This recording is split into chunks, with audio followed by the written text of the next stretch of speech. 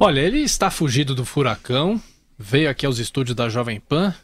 Bom dia, Caio Blinder. Bom dia, eu sabia o que ia me pegar. Eu não sou covarde, não fugi do furacão. Eu não tenho medo de furacão, muito menos quando vira categoria 1. Aí já foi rebaixado. Né? Não, fui forçado ao vir ao Brasil, estava agendado, por isso que eu estou aqui. Mas tenho, nos últimos dias, falado de forma infatigável sobre os furacões, né? Nos Estados Unidos agora é no plural, né? Furacão. Inclusive você estava de férias e passou por algumas regiões que foram alvo desse furacão. Com minha premonição jornalística, né? Eu tive minhas férias em áreas, tive em Key West, inclusive, que foi realmente a área bem atingida, bem na ponta sul dos Estados Unidos. Tive na costa do Golfo do México também, que é, nesse momento que nós estamos conversando, é a área, né, sob o impacto do furacão, em Naples, que é uma cidade muito bacana, muito rica, e Tampa, né, que é o centro, né, do ataque do furacão, a cidade mais vulnerável dos Estados Unidos para os efeitos de furacão.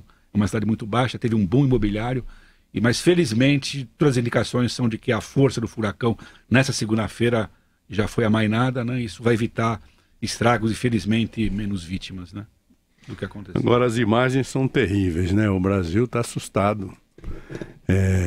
Com muitos brasileiros lá, inclusive tem um avião da FAB indo buscar gente lá, 30 e tantos brasileiros.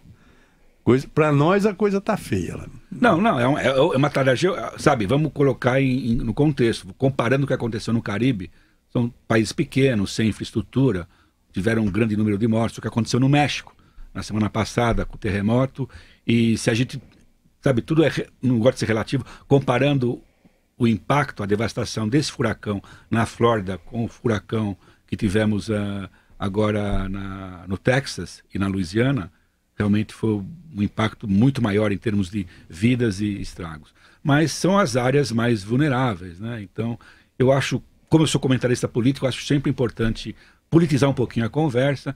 Eu espero que termine a negação de muita gente, especialmente nos Estados Unidos, sobre o impacto das mudanças climáticas, né? Eles negam. Ainda tem a negação ou desinteresse. Hoje de manhã eu fiz meu boletim para a Jovem Pan. O governador da Flórida, Rick Scott, que ele é um bom executivo ali, põe a mão na massa no momento ali de organizar a remoção de pessoas, está presente na urgência do momento, ele atua bem. Mas ele não chega a ser um negador explícito das mudanças climáticas, mas é uma pessoa desinteressada e não se preparou para o combate às mudanças climáticas, que tem um impacto, né?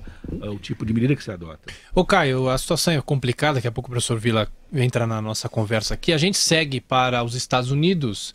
A Tina Roma está em Miami, aliás, já na sexta-feira ela entrou ao vivo aqui no Jornal da Manhã, falando sobre a situação. Ela continua com os problemas em que todos os brasileiros estão enfrentando, sem energia elétrica, e ela não consegue falar conosco por imagem, só pelo áudio, só pelo telefone, pelo Skype. Tudo bem, Tina? Bom dia para você. As últimas informações.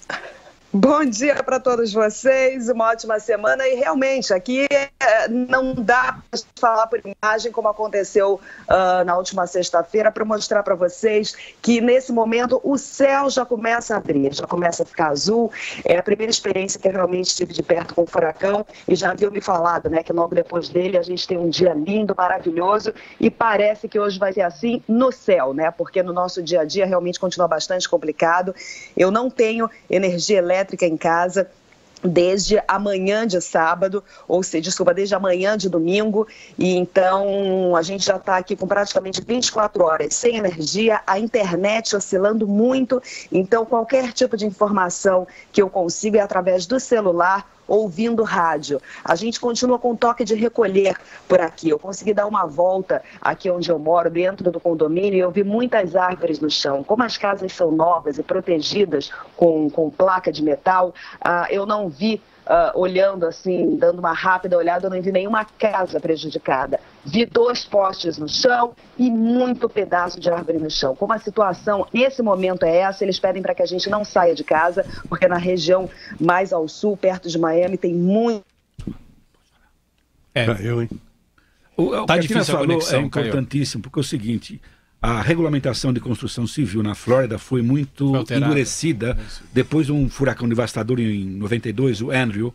Então, especialmente em condomínios e edifícios, arranha-céus, são prédios seguros, porque eles foram construídos depois. A devastação maior são, obviamente, nas construções antigas e gente mais pobre. E tem muita gente que mora em trailer, na Flórida. Então esse pessoal, muito à beira-mar, também realmente é mais vulnerável ao impacto de um furacão.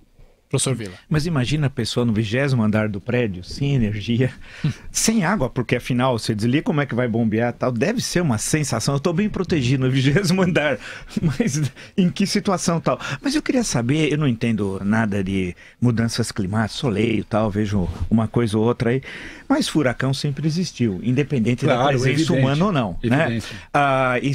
E os relatos ao longo da história são terríveis na região, que é uma região típica de furacão. Eu queria saber qual é a relação que existe, o que é esse, ao menos que está sendo discutido agora, entre as mudanças climáticas e os furacões, tendo em vista que é um dado da natureza, não é uma contribuição dos homens. O que você tem, basicamente, a elevação da temperatura no mar. A região do Golfo do México, por exemplo, ali já é o mar já é quente. Ele está ficando mais quente. E fora isso, há uma alteração do nível do mar. Então, com isso, a região fica mais suscetível. É literalmente uma tempestade perfeita. Aí a umidade sobe, chove mais. Então, o maior problema de furacão, às vezes, não é tanto o vento, nesse caso é o vento. No caso do Texas, foi muito mais a inundação do que... e ligado a mudanças climáticas, outra questão é política imobiliária. Então, você tem um boom imobiliário outra vez na Flórida, depois da crise de 2008, 2009, quando realmente os preços despencaram, novamente está tudo em alta. Tem uma alta dos preços. Você constrói demais, mas em áreas muito vulneráveis aos problemas de enchentes geradas por furacão, especialmente não tanto em Miami, mas porque no leste, no Oceano Atlântico, mas no Golfo do México, que é o caso de Tampa, que é uma das regiões que teve um dos maiores booms imobiliários nos últimos 2 ou 3 anos nos Estados Unidos. E lá que havia muito medo do impacto do furacão. Mas de mudança climática, essa é a questão. Então você sabe, uma questão, nós estamos discutindo a longo prazo, daqui 50, daqui 100 anos. Então quando você vai mudar para você diminuir os efeitos do estufa, né, do gás estufa, esse tipo de coisa. Então, nesse ponto, você tem que ter políticas energéticas. Eu não estou tendo um discurso de ambientalista, está sendo um negócio de mínimo bom senso. Sabe? Óbvio que furacão é uma força da natureza, mas é o nosso papel, como seres humanos, tentar minimizar o impacto do monstro da natureza, que é um furacão.